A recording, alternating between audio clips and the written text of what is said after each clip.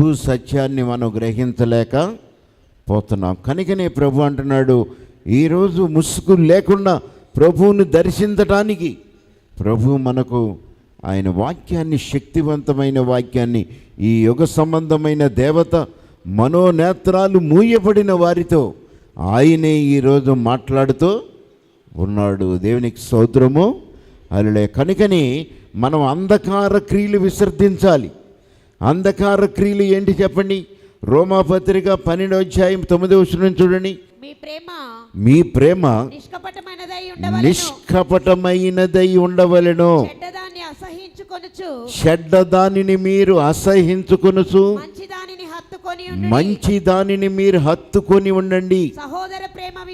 సహోదర ప్రేమ విషయములో ఒకని యందు ఒకడు అనురాగము కలిగిన వారై ఘనత విషయములో ఒకనిని ఒకడు గొప్పగా ఎంచుకొనండి. ఆసక్తి విషయములో మందులు కాక ఆత్మయందు తీవ్రత గలవారై ప్రభువుని సేవించండి. నిరీక్షణ గలవారై సంతోషించు. శ్రమయందు మీరు ఓర్పు కలిగిన వారై ప్రార్థనలో మీరు పట్టుదల కలిగి ఉండండి. పరిశుద్ధుల అవసరాలలో పాలు పొందుచు శ్రద్ధగా మీరు ఆతిథ్యమును ఇచ్చుచూ ఉండండి. మిమ్ములను హింసించు వారిని సంతోషముతో సంతోషించు వారితో సంతోషించుడి. ఏడ్చు వాటితో ఏడ్చుడి. ఒకనితో ఒకడు మనస్సు కలిగి ఉండుడి. హెచ్చు వాటి యందు మనస్సు నుంచక తగ్గు వాటి యందు ఆసక్తులై ఉండుడి. మీకు మీరే బుద్ధిమంతులని అనుకొనవద్దు. కీడుకు ప్రతి కీడు ఎవనికి చేయవద్దు. మనుషులందరి దృష్టికి యోగ్యమైన వాటిని కూర్చి ఆలోచన కలిగి ఉండుడి. సత్యమైతే మీ చేతనైనంత మట్టుకు సమస్య మనుషులకు సమాధానముగా ఉండుడి. ప్రియులారా, మీరే పగ తీర్చుకొనక దేవుని ఉగ్రతకు చోటివ్వుడి. పగ తీర్చుట నా పని, నేనే ప్రతిఫలమునిత్తును అని ప్రభువే చెప్పుచున్నాడని రాయబడి ఉన్నది. కాబట్టి నీ శత్రువు ఆకలి కొని ఉంటే అతనికి భోజనము పెట్టుము, దప్పికొని ఉంటే దాహమిమ్ము. అలాగూ చేయుట వలన అతని తల మీద నిప్పులు కుప్పగా పోయుదువు. కీడు వలన జయింపబడక మేలు చేత కీడును జయించుము. చాలు. మీ ప్రేమ నిష్కపటమైనదై ఉండవలెను. చెడ్డ దానిని అసహించుకొనుచు మంచి దానిని మీరు హత్తుకొని ఉండండి. సహోదర ప్రేమ విషయములో మీరు ఒకని ఎడల ఒకడు అనురాగము గలవారే ఘనత విషయములో ఒకనిని ఒకడు గొప్పగా ఎంచుకొనండి. ఆసక్తి విషయములో మందులు కాక ఆత్మయందు తీవ్రత గలవారై ప్రభువును సేవించండి. నిరీక్షణ గలవారై సంతోషించండి. శ్రమయందు ఓర్పు గలవారై ప్రార్థనల యందు మీరు పట్టుదల కలిగి ఉండండి. పరిశుద్ధుల అవసరాలలో మీరు పాలు పొందుచు ఆతిథ్యము ఇవ్వండి. దేవునికి స్తోత్రము. హల్లెలూయా. పట్టుదలగా ఉండండి. పట్టుదల కలిగి ప్రార్థన చేయండి. మీరు నిష్కపటులై ఉండండి. మిమ్ములను హింసించే వారిని మీరు దీవించండి. సంతోషించే వారితో సంతోషించండి. ఏడ్చే వారితో మీరు వారితో కూడా కలిసి వేడవండి. ఒకనితో ఒకడు మనస్సు కలిగి ఉండండి. హెచ్చు వాటి యందు మనస్సు పెట్టక తక్కువ వాటి యందు మీరు ఆసక్తి కలిగి ఉండండి. కీడు చేసే వారికి మీరు మేలు చేయండి. ఎవరికి మీరు కీడు చేయవద్దు. దేవుని మనస్సు కలిగిన వారు, దేవుని ఆత్మచేత నడిపించబడేవారు, దేవుని యొక్క మహిమను తేజస్సును చూసేవారు, ఆయన మహిమలో నివసించేవారు. దేవుని ఆత్మ ఎవరిలో ఉంటుందో అక్కడ సంతోషము సమాధానం ఉంటుంది. కనుక ఈ సంతోషం సమాధానం దేవుని ఆత్మ కలిగిన వారే వాటిని జయించగలుగుతారు. ఈ లోకములో కీడును జయిస్తారు. అలాగునే పట్టుదల కలిగి ఉంటారు. ఆత్మీయుల యొక్క అవసరాలలో పాలు పంపులు కలిగి ఉంటారు. ఏడ్చే వారిని ఓదారుస్తారు. అలాగునే తన తోటి సహోదరులను ఓదార్చి సంతోషంతో వారిని ఓదారుస్తారు. అలాగునే కీడు చేసిన వారికి వారు ఏం చేస్తారు చెప్పండి? మేలు చేస్తారు. ఇది దేవుని మనస్సు, దేవుని ఆలోచన. కనుక కీడు చేసిన వారికి వారు ఎన్నడూ కీడు చేయరు. కనుకని ఇలాగూ ఉండండి. కీడు వలన మీరు జయమునందక మేలు చేసి మీరు జయాన్ని పొందండి. కనుక ఇది దేవుని మనస్సు, దేవుని ఆలోచన. ఈ ఆలోచన ఎక్కడుండునో దేవుని ఆత్మ వారి మధ్యలో ఉంటుంది. కనుక వారు ఎలా ఉన్నారు చెప్పండి? ముసుగు లేని ముఖముతో ఉన్నారు. వారి మీద పాపం అనే ముసుగు లేదు. కనుక వారు చీకటి క్రియలను చేయక వెలుగు సంబంధులుగా ఉన్నారు. కనుకని దేవుడు అంటున్నాడు, ఏమన్నారు చెప్పండి? అంధకార క్రియలు వారి యొద్ద నుండి తొలగిపోతున్నాయి. దేవుని మహిమ వారిలో ప్రకాశిస్తుంది. కనుకని క్రీస్తు ప్రేమ వారిలో ఉంటుంది. సహోదర ప్రేమ ఉంది, అక్కడ సమాధానం ఉంది, అక్కడ సంతోషం ఉంది. అలాగే పట్టుదల కలిగిన విశ్వాసం ఉంది. అలాగనే ఒకరి ఎడల ఒకరు ఆనందము సంతోషము వారిలో కనపడుతుంది. కనుకనే దేవుని ఆత్మ వారి మధ్యలో నివాసము చేస్తుంది. ఇట్టి వారే దేవుని రాజ్యములో ఆయనను సంతోషపరిచే వారు. చూడండి, రోమాపత్రిక 13వ అధ్యాయం 7వ వచనములో, ఇందుకోసమే కదా మీరు పన్నులను కూడా చెల్లించుచున్నారు. కాబట్టి ఎవనికి పన్ను వానికి పన్నును, ఎవనికి సుంకము వానికి సుంకమును చెల్లించండి. ఎవని ఎడల మీరు భయము ఉండవలెనో వాని ఎడల భయమును, ఎవరి ఎడల సన్మానం ఉండవలెనో వాని ఎడల సన్మానము కలిగి ఉండి అందరికీ వారి వారి రుణములను తీర్చండి. అందరికీ కూడా ఎవరికి మీరు రుణాలు ఇవ్వాలో వారి రుణాలు తీర్చండి. కనుక వారు ఏమన్నారు చెప్పండి? పన్నులు చెల్లించండి. అలాగునే దేవుని యొక్క మాట, ప్రభుత్వాలను గౌరవించండి, చెడ్డ కార్యములు చేయకండి. దేవుడు అక్కడ ఏమన్నారు చెప్పండి? అధికారుల కొరకు కూడా మీరు ప్రార్థన చేయండి. అక్కడ ఏమన్నారు చెప్పండి? చూడండి 2వ వచనం, కాబట్టి అధికారులను ఎదిరించువాడు దేవుని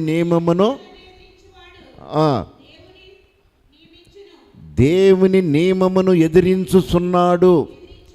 ఎదిరించువాడు తమ మీదకి తామే శిక్ష తెచ్చుకొనును.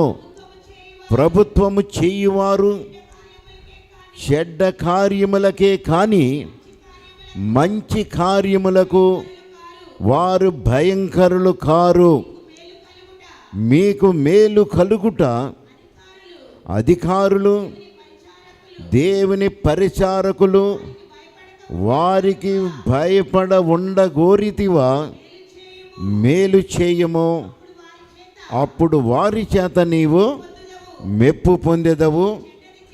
నీవు చెడ్డది చేసిన ఎడల భయపడము.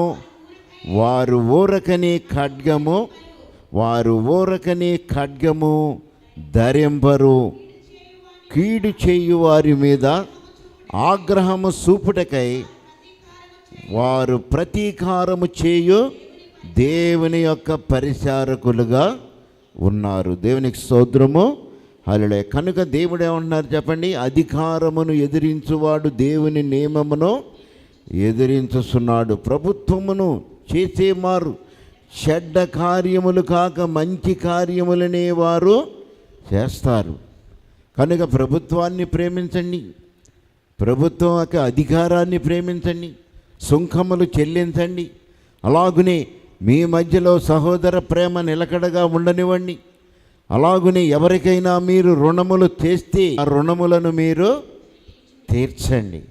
కనుక ఇవన్నీ కూడా దేవుని ఆత్మచేత ఆయన తెలియజేస్తున్నాడు. దేవుని ఆత్మకు విరోధమైన నియమము వీటిలో ఏదీ లేనే లేదు. క్రీస్తు యేసు సంబంధులు వీటన్నిటినీ కూడా వారు ఏం చేశారు చెప్పండి, సిలువలో వారు వేశారు. కనుక శరీర సంబంధమైన క్రియలన్నిటినీ సిలువ వేశారు. ఆత్మపూర్ణులుగా వారు రక్షించబడ్డారు. కనుకనే శరీర సంబంధమైన క్రియలను వారు విసర్జించారు. కనుకనే వారి మీద ముసుగు తీయబడి ఉన్నది. దేవుని ఆత్మ వారిలో నివసిస్తుంది. కనుక దేవుడు అంటున్నాడు, దేవుని ఆత్మ ఎక్కడ ఉండునో వారికి సంతోషము సమాధానం ఉంటుంది. ఇట్టి వారిలో సంతోషం ఉంటుంది, సమాధానం ఉంటుంది. కనుక వారు ఎవరికి కీడు చెయ్యరు. కనుక దేవుడు వారికి తోడుగా ఉన్నాడు. కనుక వారు ఏం చేస్తారు చెప్పండి, మేలు చేసి కీడును వారు జయిస్తారంట. మేలు చేయండి. ఎవరైనా తిట్టేవారు ఉంటే, ఒకవేళ మిమ్మల్ని ఎవరైనా తిట్టుతున్నారు, నిందిస్తున్నారంటే వారితో మాట్లాడండి. మీరేం చేస్తారు చెప్పండి, కీడును మీరు జయించేవారిగా ఉంటారు. కనుక దేవుడు తెలియపరుస్తున్నాడు. ఇవన్నీ కూడా దేవుడు మనకు ఆత్మపూర్ణులుగా ఉండాలి అంటే దేవుని యొక్క ఆత్మ కార్యములను మనం ప్రేమతో చేయాలి. మీ ప్రేమ నిష్కపటమైనదై ఉండవలను, చెడ్డ దానిని అసహించుకుని మంచి దానిని మీరు హత్తుకొని ఉండండి. దేవునికి స్తోత్రము. హల్లెలూయా. దేవుడు మన ఇందుకే పిలిచాడు.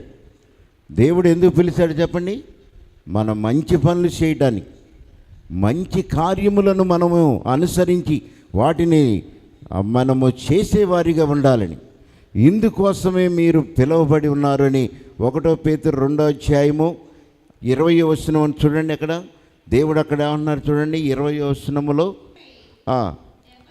తప్పిదమునకు మీరు దెబ్బలు తినిన ఎడల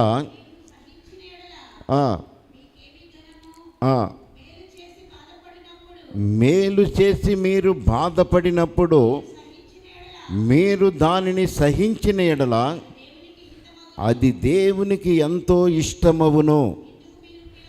ఇందుకే మీరు పిలువబడి ఉన్నారు. తప్పు చేసి మీరు దెబ్బలు తినిన ఎడల మీకు ఏమి ఘనము కలుగుతుంది చెప్పండి. మీరు మేలు చేసి మీరు బాధపడిన ఎడల, మీరు దానిని సహించిన ఎడల అది దేవునికి ఎంతో ఇష్టముగా ఉన్నది. దేవునికి స్తోత్రము. హల్లెలూయా. అందు గురించే మీరు దేవుడు మిమ్ములను పిలిచి ఉన్నాడు. కీడు చేసేవారు కీడు చేయండి. ఒక చెంపను కొడితే రెండో చెంప కొట్టమని కాదు. ఒక చెంపను మీరు దెబ్బతింటే రెండో చెంప కూడా చూపించమని ప్రభు మనకు తెలియపరిచాడు. కనుక అలాంటి సహనం, మనం అలాంటి ప్రేమ, మన అన్నవారిని మనం ఏం అనకుండా, మన కీడు చేసిన వారిని పదే పదే నిందించకుండా, దేవుని ప్రేమలో మనము ఆయన సన్నిధిలో ప్రార్థన చేసినప్పుడు తప్పకుండా ఆయన మహిమను మనము కన్నులారా చూడగలుగుతాం. ఆయన శక్తిని మనం చూడగలుగుతాం. కనుకనే దేవుడు అంటున్నాడు, వారిలో దేవుడు ఉంటాడు కనుక వారు కీడు వలన మేలు పొందక ఏం చేస్తారు చెప్పండి, దేవుడు వారు చేసే క్రియల వలన వారు మేలును పొందుతారు. ఒకరి కీడు చేసి మేలు పొందాలని వారికి ఉండదు ఇక. ఎందుకంటే వారు కీడు చేశారు కనుక మనం కూడా వారికి చేస్తే ఇది సరిపోద్దని వారు అనుకోరు. కనుక మేలు చేసి విజయాన్ని వారు పొందగలుగుతారు. దేవుని స్తోత్రము. అందుకే మీరు పిలువబడి ఉన్నారు. దేవుని సన్నిధిలో ఎందుకు వచ్చాం మనం చెప్పండి, కీడుకు కీడు చేయడానికి కాదు, మనము పోరాడటానికి కాదు. దేనికి వచ్చామని చెప్పండి, దేవుని సన్నిధిలో ఆయన ప్రేమలో పాలి భాగస్తులుగా ఉండటానికి, చెడ్డ దానిని మనము అసహించుకోవటానికి, మంచి వాటిని చేయటానికి దేవుడు మనలను ఈ లోకములో తన బిడ్డలుగా పిలిచి ఉన్నాడు. దేవునికి స్తోత్రము. హల్లెలూయా. కనుక దేవుడు మనల్ని ఎంతగానో ప్రేమించాడు. మనలను ప్రేమించి ఆయన, మీరు ఎవరికైనా సరే, ఒకవేళ మీరు ఎవరికైనా అచ్చి ఉండిన ఎడల ఆ రుణాలను తీర్చండి, వారికి తీర్చివేయండి. ఎందుకంటే ప్రభు సముఖములో మనమందరం నిలబడినప్పుడు నీవు తీసుకున్న రుణము నిన్ను అక్కడ ఆయన సన్నిధిలో ఒక ద్రోహిగా నిన్ను నిలబెట్టుద్ది. అనేకులు ఈ రోజున ఏం చేస్తున్నారు చెప్పండి, క్రైస్తవులు రకరకాలైన క్రియలు చేస్తున్నారు. డబ్బుల విషయాలలో మరి వారు వీరు అనేది చూడకుండా వారు దేవుడు ఏమన్నారు చెప్పండి, తగు మాత్రము మీకు ఉన్న దానిలోనే సంతృప్తి కలిగి ఉండండి అని దేవుడు చెప్తున్నాడు. కానీ ఏం చేస్తున్నారు చెప్పండి, చెయ్యరాని పనులు చేస్తున్నారు క్రైస్తవులు. కనుక వారి మాటలు కొంతమంది నేను వింటూ ఉంటే చాలా బాధగా ఉంటుంది. కనుక ఇందుకేనండి వారు రక్షణ పొంది మీ మందిరంలో వచ్చేది ఇలాంటి వాళ్ళేనా అని అడిగినప్పుడు ఎంతో బాధగా ఉంటుంది. కనుక అలా కాదు, మనము కీడు చేసేవారిగా కాకుండా మేలు చేసేవారిగా, ఎవరికైతే మీరు రుణాలు బాకీ ఉన్నారో వాటిని మీరు తీర్చండి అని దేవుడు అక్కడ తెలియపరుస్తున్నాడు. కనుక దేవుడు మనకిచ్చిన ఈ సమయంలో ఆయన ముఖాన్ని, ఆయన శక్తిని మనము మరి మహిమను చూడగలగాలి అంటే ఈ పాపం అనే ముసుగు మనలో ఉంటే లోకం నడిచినట్టుగానే నడుస్తుంటాం. లోకము ఎలా పోతుందో మనం కూడా అలాగే నడుస్తాం. కనుక దేవుని ఆత్మ మనలో ఉండదు. కనుక వారు ఎలా ఉన్నారు చెప్పండి, పాపం అనే ముసుగు వారితో దేవుడు మాట్లాడుతున్నా సరే వారు చూడలేని వారిగా, గ్రహింపు లేని వారిగా ఉన్నారు. కనుకనే దేవుడు అంటున్నాడు, ఆయన వాక్యము ఎవరి యొద్దకు వస్తుందో వారు ఎవరైతే అంగీకరించారో వారి హృదయము తెరవబడి వారి మనోనేత్రాలు వెలిగించబడతాయి. దేవుని స్తోత్రము. అలా కనుక అలాగూ మనం వెలిగించబడాలని ఆయన వారి శిష్యులు మూయబడిన నేత్రాలతో ఇది నిజమేనా అంటే లోకము కూడా చెప్పినట్లుగా వారు నమ్మి అది నిజము కాదులే, చనిపోయిన వారు ఎలా లెగుస్తారు అని అదే అపోహతో వారు వెళుతూనే ఉన్నారు. కనుక అట్టి వారితో యేసు ప్రభు మాట్లాడినప్పుడు వారి మనోనేత్రాలు తెరవబడిని. తక్షణమే దేవుడు ఎక్కడికి వారిని పిలిచారో ఆ స్థలానికి మరలా కన్నులు తెరవబడిన తక్షణమే యెరూషలేములోనికి వెళ్ళారు. దేవుని స్తోత్రము. అలా అప్పటి వరకు వారు ఇంటి దారి పట్టారు. ఆయన శిష్యులు ఇంటి దారి బట్టి వెళ్ళిపోతూ ఉన్న వారితో దేవుడు మాట్లాడగానే తిరిగి మరలా యెరూషలేములో అందరూ ఆయన శిష్యులు ఎక్కడైతే ఉన్నారో అక్కడికి వెళ్ళారు. అలాగనే దేవుడు ఏది చెప్పారో అది చేయటానికి వారు సిద్ధపడి ఉన్నారు. దేవుని స్తోత్రము. అలా అలాగున మనము పిలిచి ఉన్నాడు అంటే మనము పాపము లేని వారిగా ముసుగు కలిగిన ముఖముతో కాకుండా మనం ఎలా ఉండాలి చెప్పండి, దేవుడిని తేటగా చూడగలిగే, దేవుడు అంటున్నాడు ఆయన మహిమలో ప్రబలించే ఆ మహిమను చూడగలిగే వారిగా మనం ఉండాలి. దేవుని స్తోత్రము. అలాంటి మహిమను చూడాలని మన పిలిచాడు. కనుక దేవుడు మనకి ఆయనకు అడ్డు అనేది ఉండకూడదు. అడ్డు అనేది ఉందంటే పాపము, అబద్ధం, మోసం ఉంటుంది. కనుకనే దేవుని ఎదుట అట్టి వారు నిలబడలేరు. కనుక అది మీరు ఒప్పుకోనండి, విడిచిపెట్టండి. దానిని విడిచిపెట్టి ఇప్పుడే నా సముఖములో మీరు చేరండి అని ప్రభు తన హస్తాలు మన కొరకు సాపి ఉన్నాడు. దేవుని స్తోత్రము. హల్లెలూయా. కనుక దేవుడు మనకిచ్చిన ఈ సమయంలో మరి మనము రక్షణ పొందిన నాటికన్నా కూడా ఇప్పుడు రక్షణ మరి సమీపముగా ఉన్నది. కాలము నెరిగి నిద్ర మేలుకొని వేళ అయినదని ఇప్పుడు మీరు తెలుసుకోనండి. దేవుని స్తోత్రము. హల్లెలూయా. గర్భిణీ స్త్రీకి ప్రసవ వేదన వచ్చినట్లుగా దేవుడు ఏమన్నారు చెప్పండి, అకస్మాత్తుగా అట్టి వారి మీదకి ఏమొస్తుంది చెప్పండి, నాశనం వస్తుంది. ఎందుకంటే దేవుని మాటను వినకుండా వారు అలాగే చెప్తారులే, మనం ఇలాగే ఉంటాములే అనుకున్న వారి మీద నాశనము అకస్మాత్తుగా వచ్చింది. వారు ఏ మాత్రము కూడా తప్పించుకొనలేరు. దేవుని స్తోత్రము. ఆ కీడును తప్పించుకోవటానికి ప్రభు మనల్ని పిలిచాడు.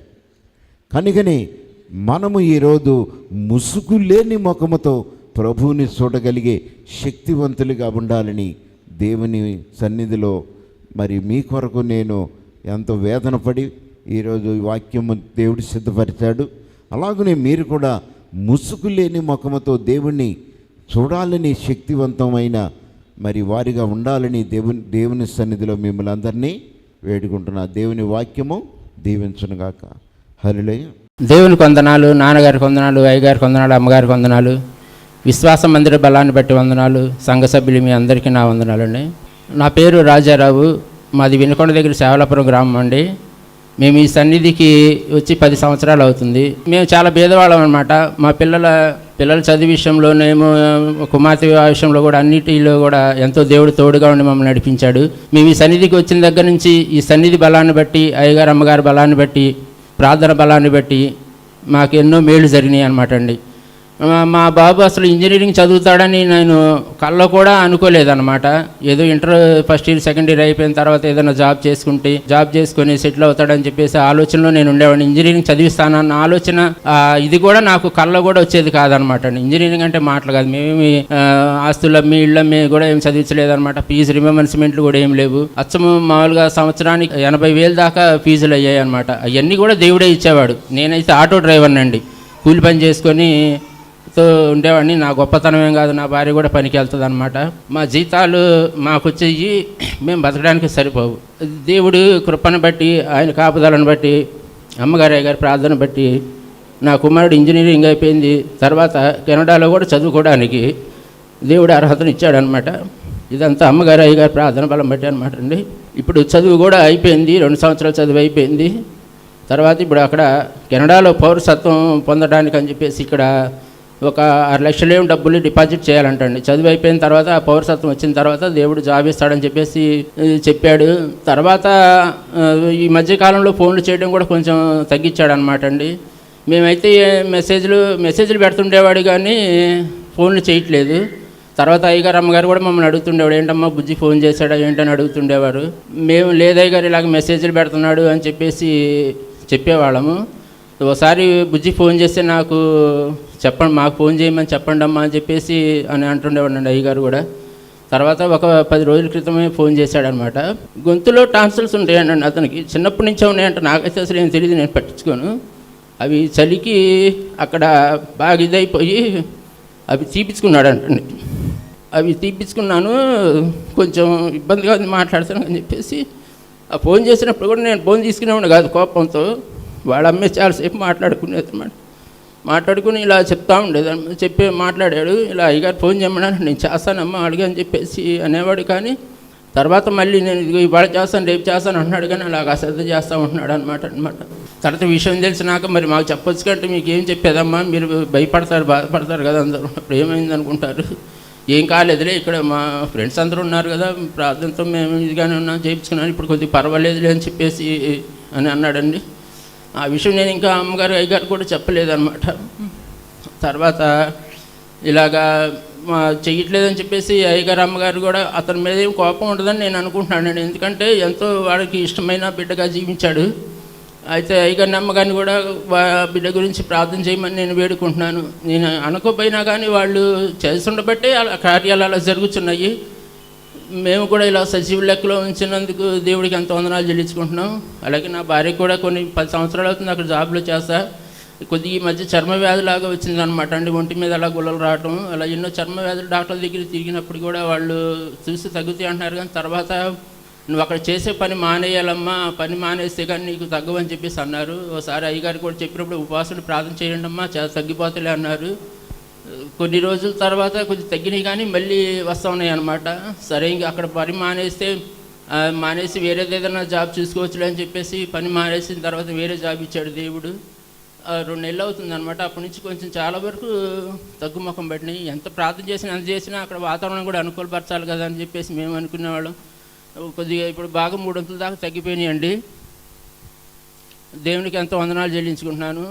తర్వాత ముఖ్యంగా ఏంటంటే అసలు ఈ సాక్ష్యము ఈరోజు నేను మీ మధ్యన నన్ను దేవుడు ఉంచాడని చెప్పేసి నేను ఎంతగానో నమ్ముచున్నాను అనమాట.